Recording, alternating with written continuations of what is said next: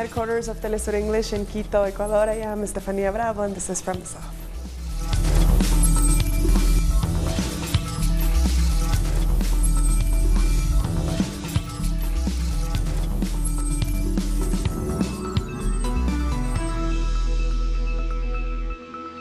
We begin in Argentina, where the National Women's Summit has come to an end.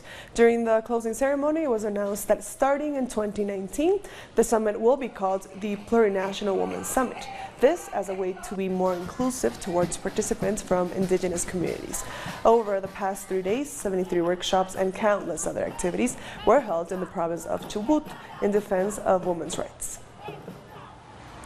But unfortunately, the summit was not without obstacles. 10 women were arrested on Sunday night, while a number of others were wounded by rubber bullets. Police were seen dragging participants and forcing them into police cars. The organizer of the summit held the local governor responsible for not protecting them from violence.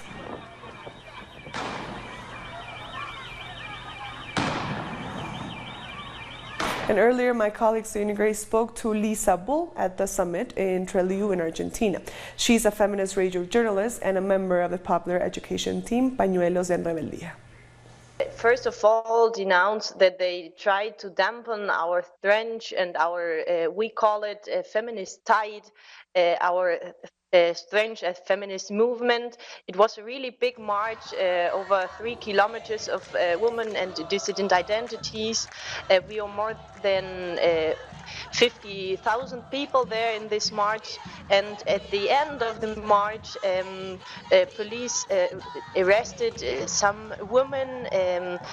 They were maltreating them. We know it. It were like about 10 women which were arrested by the police, and because of our fast reaction and demonstration and the police office, they let them free some hours later. But we know that there will be investigations because of some charges they made them. It was a pacific and really nice march. Was the willingness to declare this encounter plurinational. We have a really big fight for the Mapuche, the indigenous territory here in the south of Argentina, usurped by the big landowners and multinational companies. We denounced the criminalization of our Mapuche sisters, and we also continue the fight for legalization for the abortion. These were the main themes in this encounter. Our correspondent in Argentina, Sarina Roth, brings us the latest. Earlier today, it was decided that the Women's National Summit of 2019 will be hosted in the city of La Plata. This in the midst of the repression this year's summit saw. On Sunday night, police repressed participants and 10 were detained, with another 5 injured with gas and rubber bullets. Organizers held Governor Mariano Acquirioni and the Security Minister of Province accountable. They also said the government didn't comply with what was agreed upon in terms of security.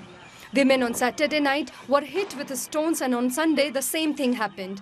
When people called the police answered that they didn't have a car to go there, and if they needed protection, they should have paid extra for it. This is something unheard of when the police are the one responsible to keep these women safe. The demonstration was for the legalization of a free, legal and safe abortion, a very important debate here in Argentina. It was finally rejected by Senate, but the struggle continues on the streets until abortion is legal. There are also complaints about meddling by the church in public policies about sex education, something that was legally approved, but it is not applied in all the provinces. And early on Sunday, the second flight from Buenos Aires, Argentina, with Venezuelan migrants on board landed in Caracas as part of the Venezuelan government's return to the homeland plan. For Antonio, going back to his birthplace now seems realistic. He's one of many Venezuelans returning so he can be reunited with his family. The main reason is that I miss my family so much, but I also miss my country after being here for a long time. For me, it is important to analyze Argentina's political and social situation. I am against the abuse and discrimination against not only Venezuelans, but also against other migrants. This journey is taking a group of 86 Venezuelans back. All they want is to go home after failing to find work in Argentina. Dios mío, mi corazón muy grande. I'm so thankful. Since last year I was looking forward to going home, but I couldn't. Now my dream is being fulfilled and I'm here to go back to my beautiful country. En algún momento y bueno, se cumplió mi deseo. Muy contento, de verdad. I am really excited because I wanted to go back so long ago. Although I owe a lot to Argentina, my situation just got really difficult. I know that Venezuela needs us all to work for it, because it won't come through as a nation without us. So far, priority has been given to Venezuelans with financial issues and desperately needed to go back to the Bolivarian Republic. Many of them lived on the streets. Unlike last time, we see more young families. Most of them have little children from 2 to 7 years of age. The parents have professional backgrounds. Although there are some elderly who came to join their children, unfortunately, the children can't support them. There are families that live on the streets. Sent by the Bolivarian government, the airplane took off from this Ezeiza International Airport, carrying 86 passengers back to where their heart is. And hundreds took to the streets of Rio de Janeiro on Sunday to unite against fascism at a rally to honor the memory of Mariel Franco. The tribute was called in response to the destruction of a replica street sign with the councilwoman's name by 2 deputies from Jair Bolsonaro's far-right Social Liberal Party. Franco and her driver were shot dead in March as she returned from an event aimed at inspiring and empowering young black women. For many, she has become a symbol of the anti-Bolsonaro movement in the run-up to the presidential elections. As Jair Bolsonaro's campaigning efforts focus exclusively on social media, where grassroots work is non-existent, Fernando Haddad continues to meet people. On Sunday, Haddad met with disabled people in Sao Paulo. After listening to their concerns, he told them about the program of action to meet their needs. He also spoke about some public policies he implemented during his time as the Minister of Education under Luis Ignacio Lula da Silva. We, through social assistance, through the Ministry of Education, signed a social assistance convention. We made an active call. We knocked on the door of every house and told them that it was compulsory to send their children to school and that it's free. After a few years, 400,000 children with disabilities were integrated in public schools. Supporters of Brazilian far-right candidate Jair Bolsonaro are claiming that alleged electoral fraud prevented him from winning the elections. They took to the streets of Sao Paulo demanding that paper ballots be used during the upcoming runoff election. According to them, the electronic voting system was tampered with. Bolsonaro won 46% of the vote in the first round of the presidential elections on October 7th. The runoff is set for October 28th against Fernando Haddad of the Workers' Party. According to WikiLeaks, the Ecuadorian government has partially lifted the communication ban on its founder, Julian Assange. Assange's phone and internet connection are being restored, and he will also be allowed to receive visitors. The government had cut his communications 7 months ago, alleging that Assange was interfering in Ecuador's foreign relations. He has been confined to the embassy in London for over 6 years. We'll be back very soon. Stay with us.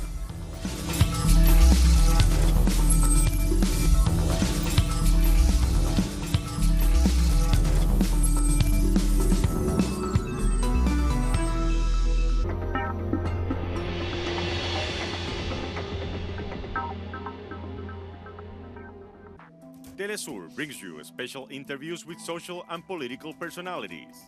Monday, from Washington. Tuesday, from Mexico. Wednesday, from Caracas. Thursday, from Quito. Friday, from Havana. Analysis about our continent's reality. Weekdays, only on Telesur. An occasion to enjoy the cultural diversity that defines our South American essence. Come along to find out the story behind these personalities, traditions, and artistic expressions that unite us as a whole. Real Lives, Friday, only on Telesur.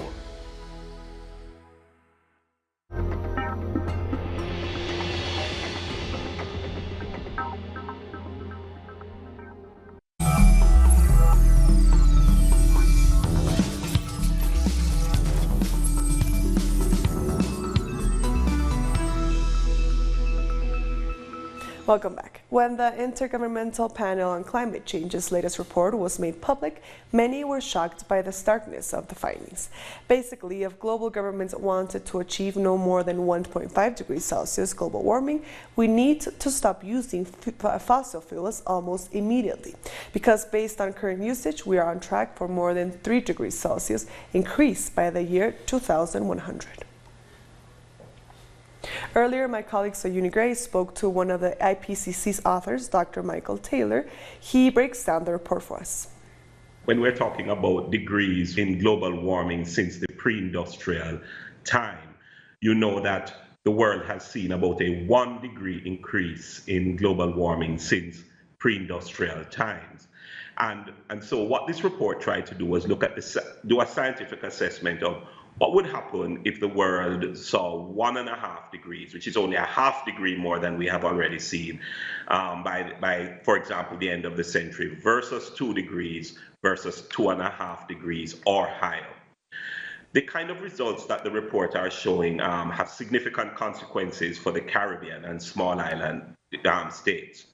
On the one hand, they show that every 0.5 degree warming matters. So if we move from our present 1 degree to 1.5 degrees, it matters for the Caribbean region. How would it matter? Significantly warmer conditions, significantly more hot days, consecutive hot days and nights, changes in our rainfall conditions, higher sea levels, and sea levels would be higher whether it's 1.5 or 2 degrees, more rainfall associated with, for example, tropical storms. And these kinds of consequences get even worse for every further degree of warming. So, Dr. Taylor, several Caribbean leaders from Gaston Brown in Antigua to Roosevelt Skerritt in Dominica have said that the Caribbean is dealing with a climate reality it did not contribute to. You have studied climate change in the Caribbean. Do you agree with that statement? Well, what they're really referring to is the fact that in the Caribbean, the best to put it is that we live climate. So climate is our lived experience. It's almost trying to make a distinction between people who experience climate but people who live climate. And just to explain that a little bit more, in the Caribbean, climate defines, for example, our socioeconomic conditions. All the things we premise our socioeconomic development on are really heavily climate dependent. Things like agriculture, things like tourism, our whole daily life is wrapped up in climate, how we get our water, some of the health conditions that we face. And then, of course, the fact that we are small islands and we can't escape the influence of climate. All our economic base is limited within a few kilometers of the ocean. So what they're really trying to say is climate becomes a part of our quality of living, our standard of living. It determines our, whether we are poor or whether we are rich. To a large extent, the kind of greenhouse gases that have contributed to climate change today, the Caribbean has been a small contributor, but yet we are the most vulnerable. And I think it is to that these leaders are referring to. And so they are, in a sense, taking what a main message of this report and saying action is needed and a collective global action is needed and needed urgently. But in terms of action, I want to focus on the Caribbean. Can the Caribbean make a significant switch from fossil fuels to renewable energy in the short term required and within a timeline that would allow them to contribute meaningfully to the reduction in the production of carbon emissions? So the Caribbean, many parts in the Caribbean are already underway in terms of setting ambitious renewable energy targets. If you take, for example, Jamaica, where I am from, Jamaica has set a 30% of its energy to be delivered by renewable energies within the very short term, say by 2030. So the Caribbean has recognized the value. However, I think, what the region is calling for is that if we are going to continue on this path, given the what we have already seen with respect to climate change and what is very likely to come with increased warming, there's going to have to be a significant global effort to mobilize, some financing, mobilize technology transfer. There will have to be a significant amount of global action that will allow the Caribbean to continue developing in the face of the kind of climate change that, for example, this report suggests is going to occur and the impacts those will have on our society. The Prime Minister of Barbados, Mia Mottley, has addressed the nation on the economic situation in the country. She asked for people's support to implement the measures taken by the government to stabilize the economy. What I want to talk to you about is where we're going and how we will get there.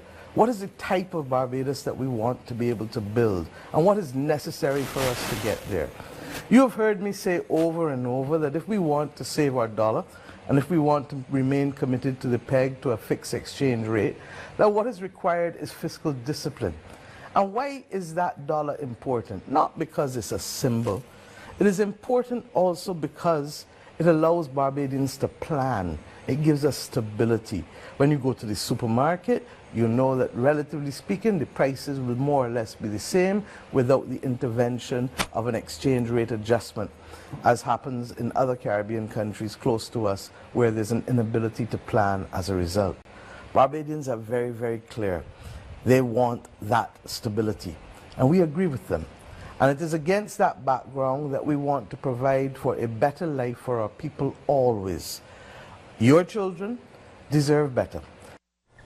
700 campesinos in Colombia have protested to demand their right to life and peace.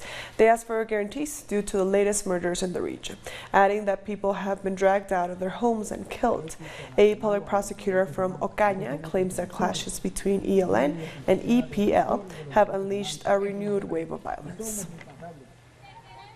Over 2,000 Honduran citizens started to walk north on Saturday with the hopes of crossing into the U.S. Messages spread through social media made the call for people to meet up and walk together towards what they hope is a better future. Many cite increasing violence and decreasing job opportunities as the reasons they decided to migrate. The plan to cross a total of 2,000 kilometers filled with dangers, both natural and human-made. There are a lot of shortages here and a lot of crime. We cannot live here anymore. Last year I went to apply for a visa and they didn't give it to me. They denied it. So now I will take advantage of this opportunity to see if I can do it. And as the migrant caravan continues to head north, the government of Guatemala announced it won't be allowed to cross the border.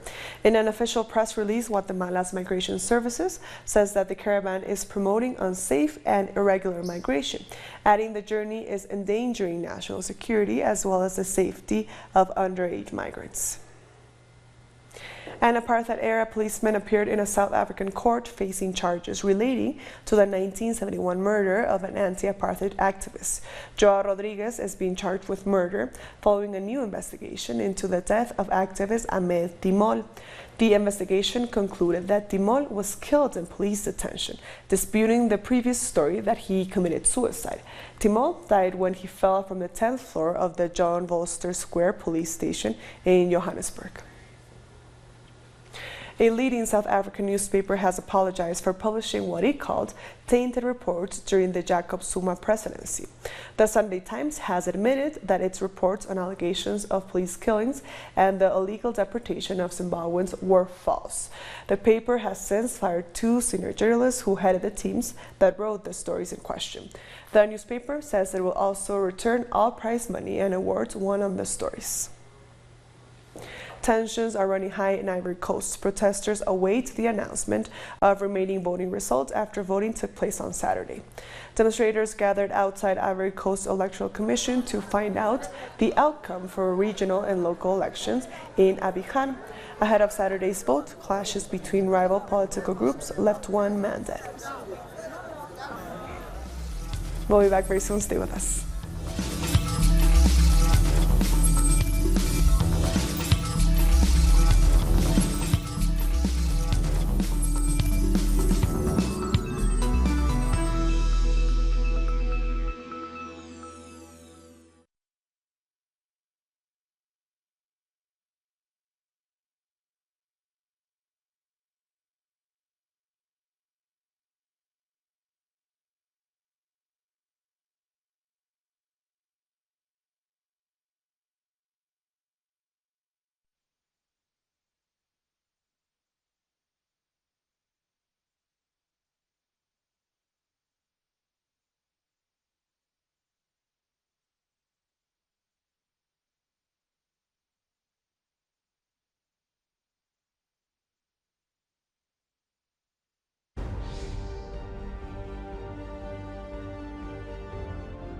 Acompañamos a los pueblos que resisten en cada una de sus luchas.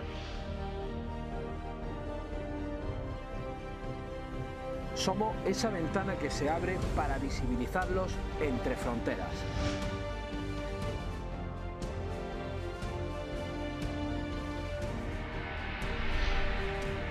Thursdays, only on Telesur.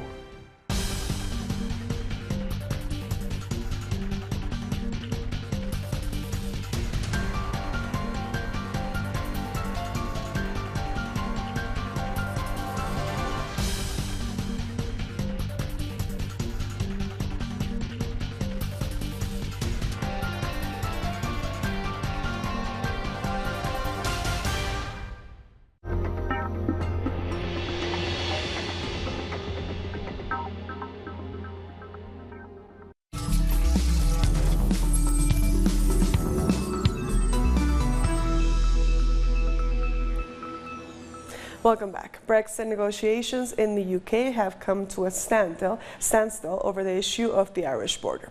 Prime Minister Theresa May has updated members of Parliament in the House of Commons on the lack of significant progress.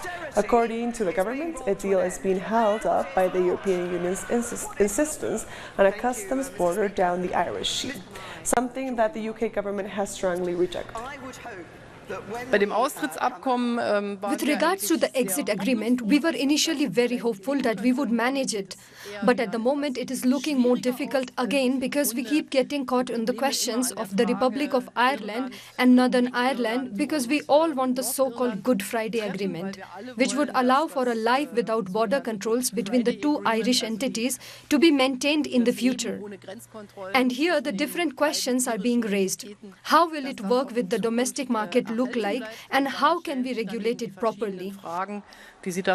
We cannot let this disagreement derail the prospects of a good deal and leave us with the no-deal outcome that no one wants. I continue to believe that a negotiated deal is the best outcome for the UK and for the European Union. I continue to believe that such a deal is achievable, and that is the spirit in which I will continue to work with our European partners, and I commend this statement to the House. Flash floods have left at least 13 people dead in southern France. Prime Minister Edouard Philippe, who will be heading to the disaster zone on Monday, said 350 firemen were helping the rescue effort and up to 350 more would be drafted in.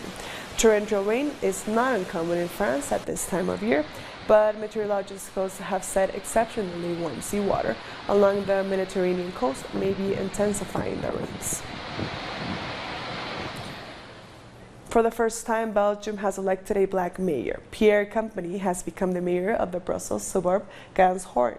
Pierre Company came to Belgium in 1975 as a refugee from the Democratic Republic of Congo. He is the father of the renowned Manchester City footballer Vincent Kompany. Here's a message from a proud son to his father. Félicitations! Hey, just for the guys abroad, he's the first black mayor in Belgium. It's never happened before. It's historical. We're all happy. Yes. Congratulations to my dad. The U.S. Secretary of State is heading to Saudi Arabia to meet with King Salman on the issue of the missing journalist Jamal Khashoggi. Khashoggi was last seen walking into a Saudi consulate in Istanbul 2 weeks ago. He was never seen again. Turkish officials believe that he may have been killed inside. After a conversation with King Salman, President Donald Trump confirmed that he is sending Mike Pompeo immediately. As diplomatic pressure continues to mount on Saudi Arabia over the Khashoggi disappearance, Turkish officials have finished searching the consulate in Istanbul. So far, there has been no update. Saudi Arabia has strongly denied allegations that Khashoggi was murdered. King Salman has ordered a full investigation into the case. Dozens of Congolese migrants people have been killed this month in neighboring Angola in a crackdown on diamond mining. According to witnesses, Angolan security forces and local people stormed the border town of Kamoko, killing dozens of people, burning down homes, looting, and displacing people. Hundreds of thousands of migrants from the Democratic Republic of Congo have returned. However, an Angolan top police official has denied the accusations and said the only fatality he knew of was in a traffic accident. I come from Lukapa in Angola, and as you can see, I left empty-handed because there was a lot of violence in Lukapa. Soldiers and people from Lukapa chased us like you would not believe. They burned our houses. The Angolan police took everything we owned, so Lukapa has been emptied. And with that story, we've come to the end of this news brief. These and other stories, as always, find them on our website at telesurtv.net/English. And for our viewers in Africa, remember you can find us on StarSat channel 461 in South Africa and channel 539 in Nigeria. And join us on social media, on Facebook, on Twitter, and on Instagram. For Telesur English, I am Estefania Bravo. Thank you for watching.